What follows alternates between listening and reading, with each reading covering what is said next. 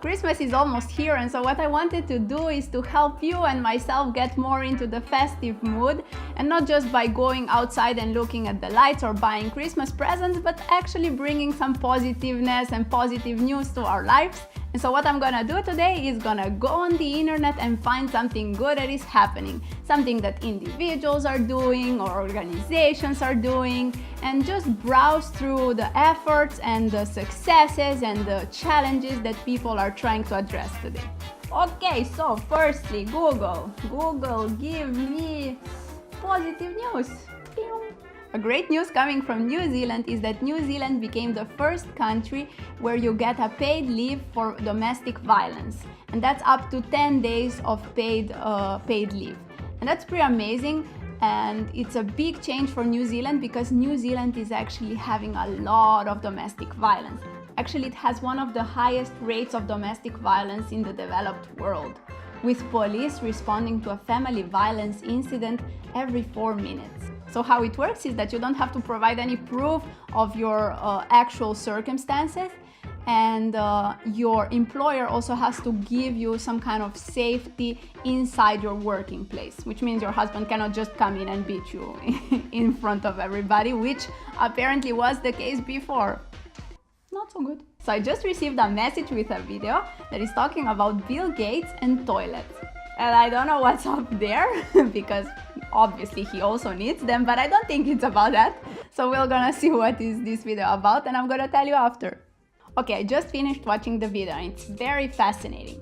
Basically what Bill Gates is trying to do is bring toilets into the countries where they don't have the access to toilets. And what this means is that they are basically, there's just like a hole in the ground where they shit, and this waste gets around in the city and can cause many diseases and is basically very dangerous. So what he's trying to do is develop technologies that would work without water, because basically they don't have even access to drinking water, let alone they're gonna flush it down the toilets. So he's making toilets, he's working with people who are inventing toilets that don't need water, that even extract water from our waste and actually use this water, they recycle it and reuse it for flushing the toilets. And so it's very interesting. He's doing a lot of different kinds of toilets, but basically what he hopes to do in the end is to give access to toilets that are gonna be safe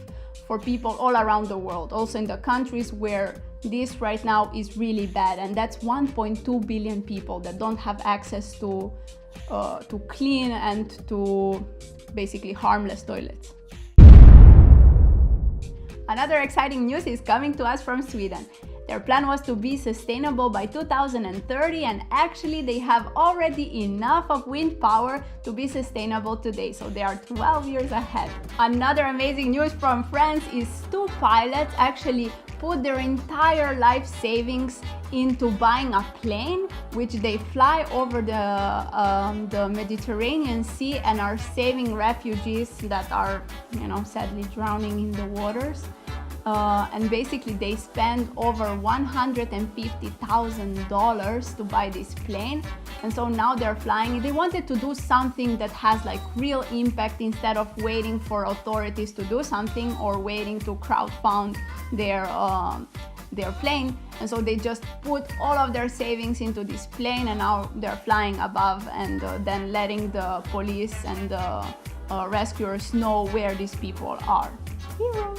So here is another interesting article that I found. There is actually a girl, a student of economics, and what she figured out and what she tried, she did a little experiment, and she was planting vegetables on top of landfills.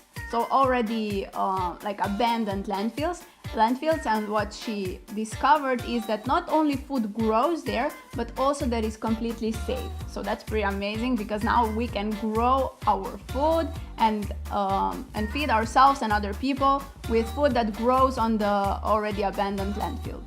City that is autism-friendly. Autism-friendly city, what would that look like? Over 212 organizations actually worked with a charity which is called As I Am Charity, and became the autism-friendly city, which means that autists are welcome everywhere and that they are not just welcome, but that people know exactly how to approach them. First thing, there are maps that are like visual maps, so autists can have better orientation around the city. That's one thing that I found.